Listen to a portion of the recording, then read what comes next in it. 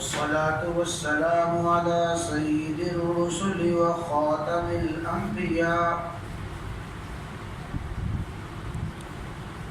أما بعد فقد قال النبي صلى الله تعالى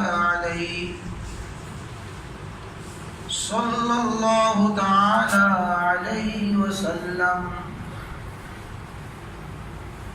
وسترون من بعدي اختلافا شديدا فعليكم بسنتي وسنة الخلفاء الراشدين المهديين أو كما قال.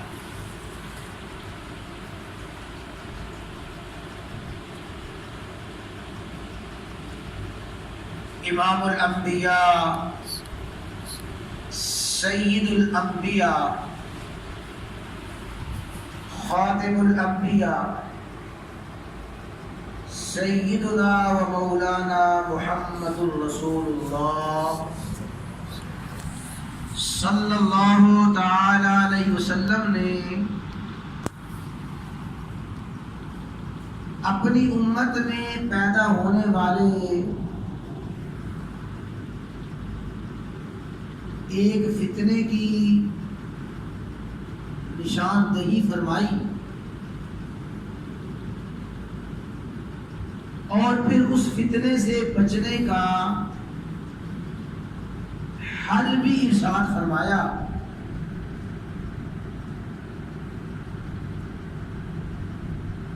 جو حدیث مبارکہ عرض کی جا رہی ہے اس میں یہی کچھ سمجھایا گیا ہے. کچھ باتیں گزشتہ دروس میں عرض کی جا چکی ہیں. رسول اللہ صلی اللہ تعالی علیہ وسلم نے ارشاد فرمایا: وَسَتَرَوْنَ مِن بَعْدِي اخْتِلَافًا شَدِيدًا. اے میرے امتیوں، میرے دنیا سے جانے کے بعد تم بہت زیادہ اختلاف دیکھو گے. اختلافاً شدیدا، بڑا شدید اختلاف دیکھو گے. یہ ہے وہ مرض اور یہ ہے وہ فتنہ جس کی نشاندہی رسول اللہ صلی اللہ علیہ وسلم نے سینکڑوں سال پہلے فرما دی.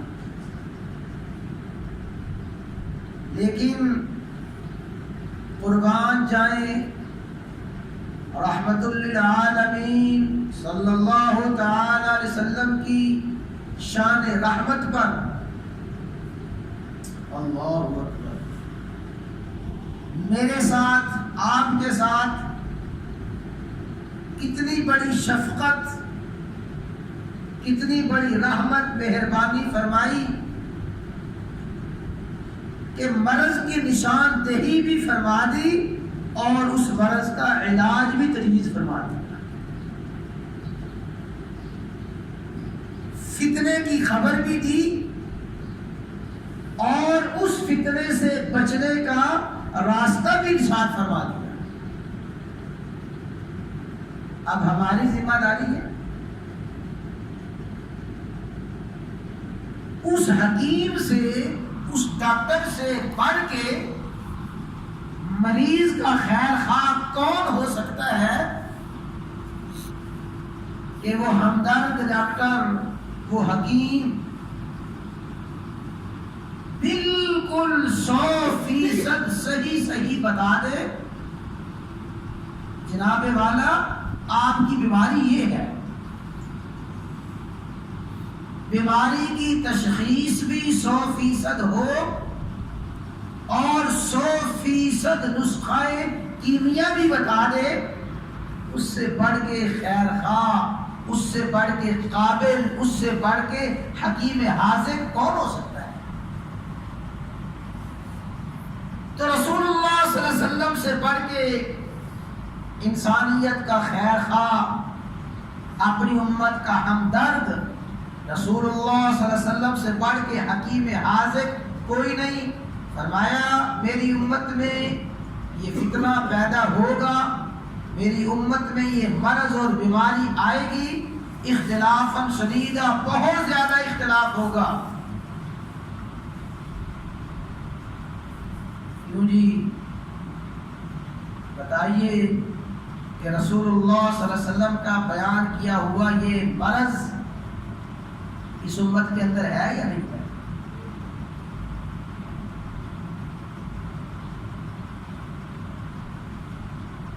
اختلافاً شدیدہ، بہت زیادہ اختلاف دیکھو گے۔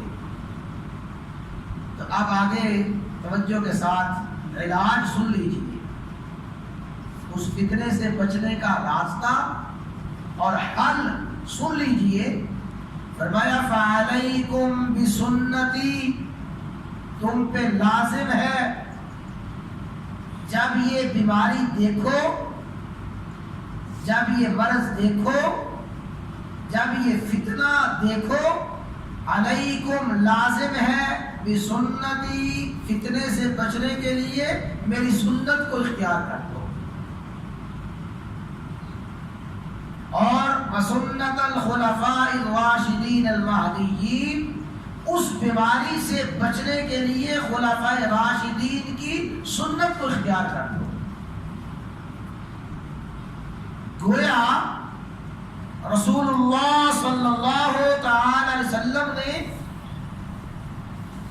اختلاف سے بچنے کا اور اختلاف کے حل کا ایک ہی نسخہ امت کو دے دیا ہے، اور یہ نسخہ ایسا نسخہ ہے، اس سے بڑھ کے کارگر نسخہ کوئی نہیں ہے، اس سے بڑھ کے نسخہ کیمیا کوئی نہیں ہے۔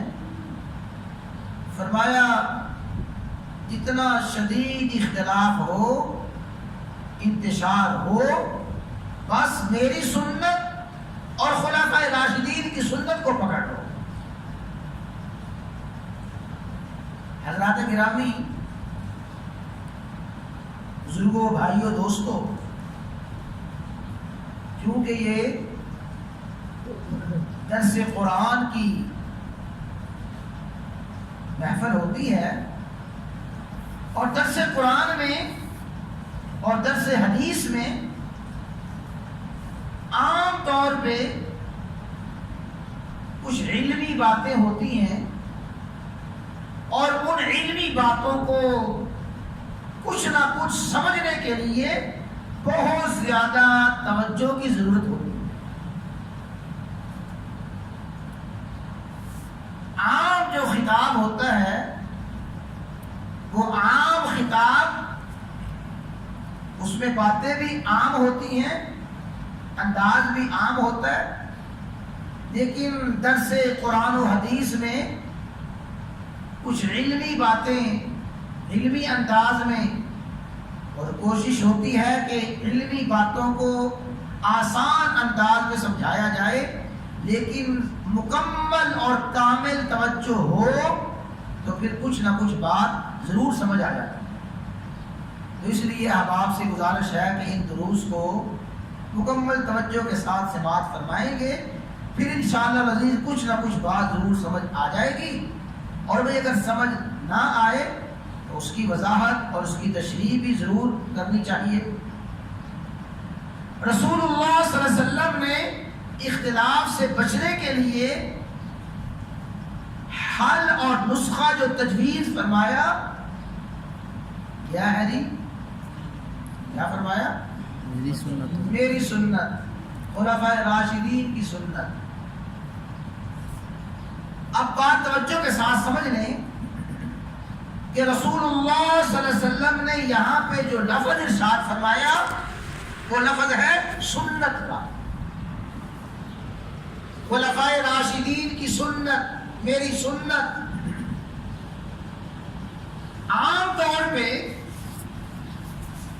دو لفظ بولے جاتے ہیں، ایک ہے حدیث اور ایک ہے سنت۔ حدیث اور سنت، لیکن رسول اللہ صلی اللہ علیہ وسلم نے جب بھی عمل کرنے کا حکم دیا، عمل کرنے کا حکم دیا سنت پر، کہ میری سنت، اور جب بھی آپ نے چھوڑنے کا ذکر فرمایا اس پہ وعید فرمائی، حدیث کو چھوڑنے پہ وعید نہیں فرمائی بلکہ سنت کو چھوڑنے پہ وعید فرمائی۔ یہ جو حدیث مبارکہ ہے اس میں بھی سنت کا لفظ، اور وہ خطبہ حجۃ الوداع جو مشہور ترین خطبہ، اور اس مشہور ترین خطبے کا مشہور اقتباس، ترکت فیکم امرین، اے میری امت میں تم میں دو چیزیں چھوڑ کے جا رہا ہوں، لن تضلوا، تم ہرگز گمراہ نہیں ہوو گے جب تک ان دو چیزوں کو پکڑے رکھو گے۔ خطبہ حجۃ الوداع ہے، جب تک ان دو چیزوں کو پکڑے رکھو گے لن تضلوا، ہرگز گمراہ نہیں ہوو گے۔ اس میں یہی ہے کتاب اللہ، اللہ کی کتاب ہے، و سنتی، اور میں اپنی سنت چھوڑ کے جا رہا ہوں۔ سنتی کا لفظ ہے، حدیثی کا لفظ نہیں ہے۔ اور رسول اللہ صلی اللہ علیہ وسلم نے فرمایا من تمسک بسنتی، جس نے میری سنت کو پکڑ لیا، اور ایک حدیث میں فرمایا من احیا سنتی عند فساد امتی فلہ اجر مئۃ شہید، جس نے میری کسی ایک ایسی سنت کو زندہ کیا جو سنت اس معاشرے میں ماحول میں مٹ چکی ہو، لوگوں نے اس سنت پہ عمل کرنا چھوڑ دیا ہو، جس نے میری کسی مردہ سنت کو زندہ کیا، اس معاشرے میں، اس ماحول میں ایسے خوش قسمت کو 100 شہیدوں کے برابر اجر ملے۔ من احیا سنت، جس نے میری سنت کو زندہ کیا۔ اور فرمایا من احبنی فقد احب سنتی، صحیح احادیث ہیں، جس نے میرے ساتھ محبت کی، جس نے میرے ساتھ محبت کی فقد احب سنتی، اس نے میری سنت سے محبت کی۔ سنت سے محبت، سنت پہ عمل، سنت کو لازم پکڑنا اور سنت کو زندہ کرنا۔ اور مشہور حدیث ہے جو کہ آپ سب نے بارہا سنتے رہتے ہیں، النکاح من یعنی من سنتی، النکاح من سنتی، نکاح میری سنت ہے، اور فمن رغب عن سنتی فلیس منی، جس نے میری سنت سے اعراض کیا اس کا میرے ساتھ کوئی تعلق نہیں۔ فمن رغب عن سنتی، جس نے میری سنت کو چھوڑ دیا، تمام احادیث میں عمل کرنے کے لیے اور تمام احادیث میں مضبوطی کے ساتھ پکڑنے کے لیے جو آپ نے امت کو ہدایت فرمائی، وہ بار بار لفظ سنت کا، سنت میری سنت پہ جس نے عمل کیا، اور جو آپ نے چھوڑنے پر وعید فرمائی وہ بھی فمن رغب عن سنتی، جس نے میری سنت سے اعراض کیا مجھ سے نہیں ہے۔ تو خلاصہ کلام یہ کہ رسول اللہ صلی اللہ علیہ وسلم نے اپنی امت کو گمراہی اور اختلاف سے بچنے کے لیے جو نسخہ ارشاد فرمایا وہ ہے سنت کا، کہ میری سنت کو لازم پکڑو، میری سنت پہ عمل کرو، اختلاف سے بچے رہو گے، میری سنت کو چھوڑنے سے بچو، میری سنت سے اعراض کرنے سے بچو۔ اگر اعراض کرو گے میرا تمہارے ساتھ کوئی تعلق نہیں ہے۔ تو رسول اللہ صلی اللہ علیہ وسلم نے بار بار عمل کرنے کا حکم فرمایا اپنی سنت مبارکہ پر۔ آخری بات ہے، حدیث رسول اللہ صلی اللہ علیہ وسلم کا ہر قول، آپ کی زبان اقدس سے نکلا ہوا ہر لفظ، اور رسول اللہ صلی اللہ علیہ وسلم کا اپنا عمل، رسول اللہ صلی اللہ علیہ وسلم کی تقریر، قول رسول، فعل رسول، تقریر رسول علیہ التحیۃ والتسلیم حدیث ہے۔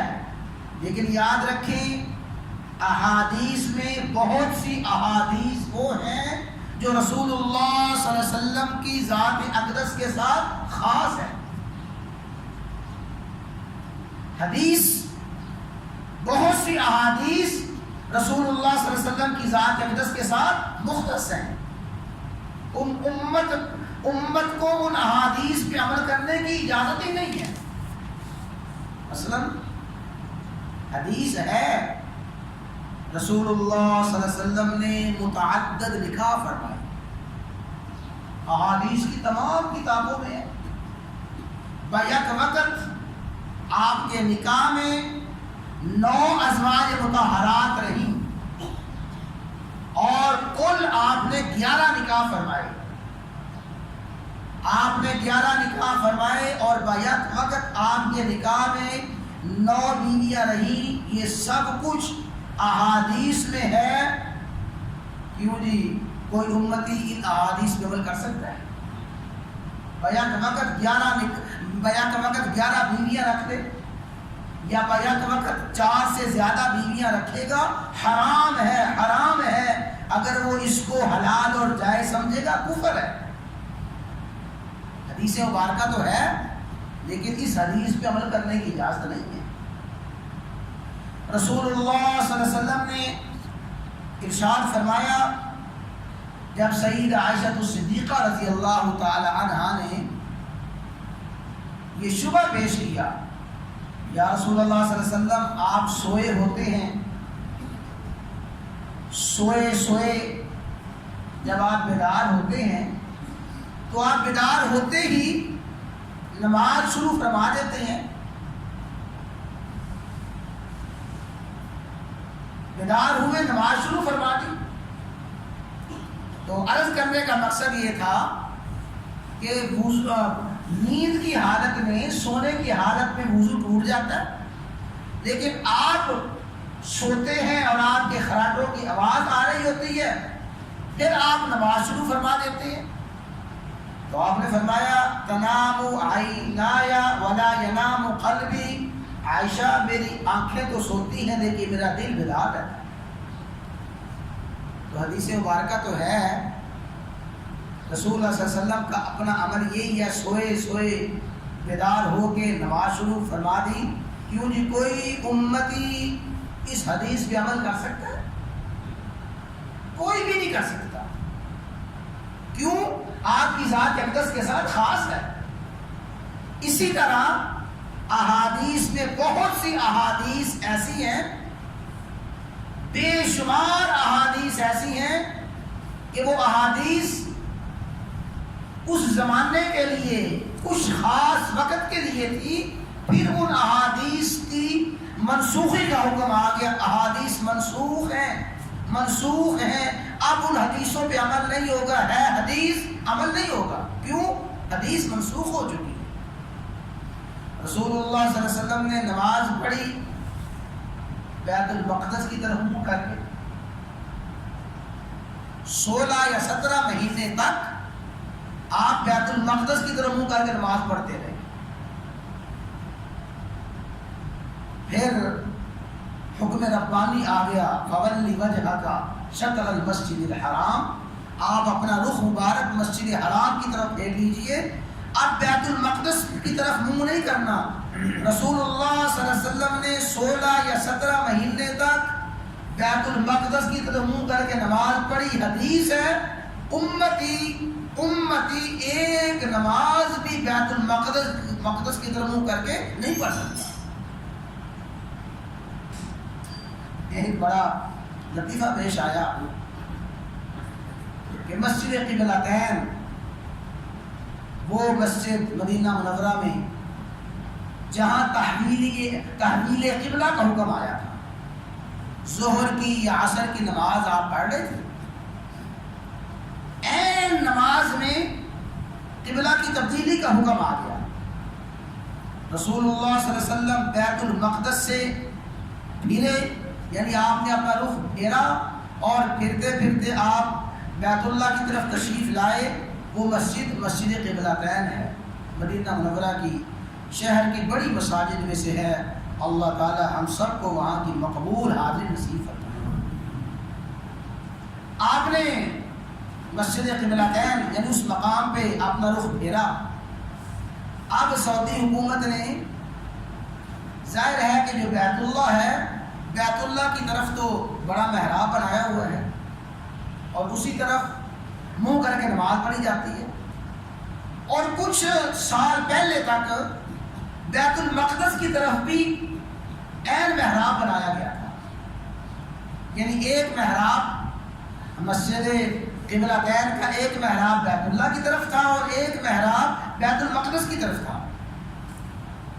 وہ تو ہم نے پڑھا کتابوں میں سنا، اب وہ محراب تو نہیں ہے، لیکن اب مسجد قبلتین میں وہ مصلی بنایا گیا ہے، یعنی بیت المقدس کی طرف جو رخ ہے اس رخ پہ مصلی بنا دیا گیا ہے، بالکل سامنے محراب ہے جو بیت اللہ کی طرف، اور اس کے بالکل بالمقابل وہ مصلی ہے وہ بیت المقدس کی طرف۔ حاجی زیارت کے لیے وہاں حاضر ہوتے ہیں، تو ایک حاجی بیچارہ ہو گیا، جب وہ محراب بنا ہوا تھا اس نے پہلے تو 2 نفل پڑھے بیت اللہ کی طرف منہ کر کے، بیت اللہ کی طرف منہ کر کے رخ کر کے 2 نفل پڑھے۔ پھر اس نے یہ خیال کیا کہ یہ بھی رسول اللہ صلی اللہ علیہ وسلم نے ادھر بھی منہ کر کے پڑھا ہے، وہ اس محراب میں آیا اور وہاں پہ آ کے نفل دیے، نماز شروع کر دی۔ فوراً اس کو رو دیا گیا کہ یہاں نماز نہیں پڑھ سکتے بھائی، رسول اللہ صلی اللہ علیہ وسلم نے نماز پڑھی ہے، 16-17 مہینے تک نماز پڑھی ہے، نماز پڑھی تھی، لیکن پھر آپ نے اس نماز یعنی اس طرف منہ کرنے کو چھوڑ دیا، اس کی منسوخی کا حکم آ گیا۔ تو جو منسوخ احادیث ہیں، منسوخ احادیث پہ کوئی عمل کر ہی نہیں سکتا۔ اسی طرح نماز میں کلام کرنے کا، سلام کا جواب دینے کا بے شمار احادیث میں ذکر ہے۔ ایک صحابی آئے، السلام علیکم ورحمۃ اللہ، وعلیکم السلام ورحمۃ اللہ۔ بھائی کتنی رکعتیں ہو گئی ہیں؟ پہلی رکعت ہے کہ دوسری رکعت ہے؟ اجازت تھی بولنے کی، گفتگو کرنے کی۔ اور حضرت سعد بن ابی وقاص رضی اللہ تعالیٰ عنہ اپنا واقعہ بیان فرماتے ہیں، فرمایا کہ میں ایک مرتبہ سفر سے آیا، جب سفر سے واپسی ہوئی تو مسجد نبوی میں حاضر ہوا، میں نے دیکھا رسول اللہ صلی اللہ علیہ وسلم نماز پڑھ رہے ہیں۔ میں نے عرض کیا السلام علیکم یا رسول اللہ، آپ نے کوئی جواب نہ دیا، میں بڑا پریشان ہوا۔ پھر میں نے قریب ہو کے بلند آواز سے عرض کیا السلام علیکم یا رسول اللہ، آپ نے کوئی جواب نہ دیا۔ میں انتہائی پریشان ہوا، شاید مجھ سے کوئی بے ادبی ہوئی ہے، آپ مجھ سے ناراض ہیں، میرے سلام کا جواب نہیں دے رہے۔ انتہائی پریشانی کا عالم، ٹھہرا رہا، بیٹھا رہا۔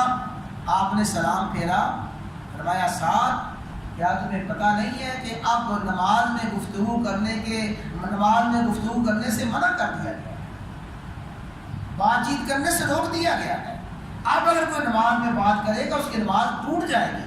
احادیث میں ہے کہ صحابہ نماز میں باتیں کیا کرتے تھے، ایک دوسرے کے سلام کا جواب دیا کرتے تھے، صحابہ کرام ایک دوسرے سے نماز کی رکعتوں کے بارے میں پوچھا کرتے تھے۔ کبھی بتائیں اب کوئی شخص ان احادیث پہ عمل کر سکتا ہے؟ نہیں عمل کر سکتا۔ تو بات طویل ہو جائے گی اور بات بکھر جائے گی۔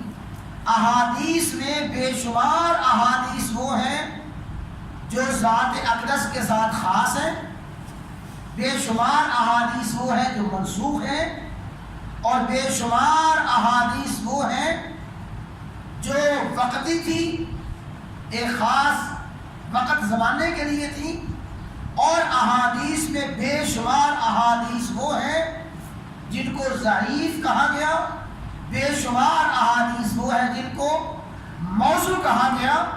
اس لیے اختلاف ہوگا تو احادیث پر اختلاف ہوگا کہ یہ حدیث کس زمانے کی ہے، یہ حدیث ضعیف ہے، یہ حدیث صحیح ہے، یہ حدیث موضوع ہے، یہ حدیث مرسل ہے، یہ حدیث مقطع ہے، کون سی حدیث ہے۔ لیکن یاد رکھیں سنت میں ایسا کوئی معاملہ نہیں، سنت میں ایسا کوئی معاملہ نہیں ہے۔